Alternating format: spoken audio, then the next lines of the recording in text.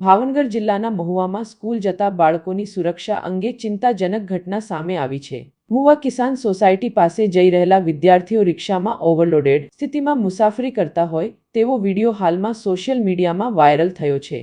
Video પ્રમાણે રિક્ષા ચાલકે વિદ્યાર્થીઓની સંખ્યા નિયમિત મર્યાદા કરતાં વધારે બેસાડી છે, જેમાં કેટલીકવાર બાળકો ઘેટા બકરાની જેમ ભરેલા હોય છે। સાથે જ રસ્તાની ખરાબ સ્થિતિને કારણે બાળકો રિક્ષામાં ઉછળતા જોવા મળે છે, જે તેઓ માટે ગંભીર જોખમ ઊભું કરે છે। પ્રારંભિક દ્રષ્ટિએ રિક્ષા ચાલકે નિયમોનું ઉલ્લંઘન કરીને બાળકોના જીવનને જોખમમાં મૂક્યા હોવાનું લાગી રહ્યું છે। સ્થાનિક પોલીસ અને શાળા પ્રશાસન દ્વારા આ અંગે તપાસ શરૂ કરવામાં આવે તેવી લાગણી વ્યક્ત થઈ રહી છે।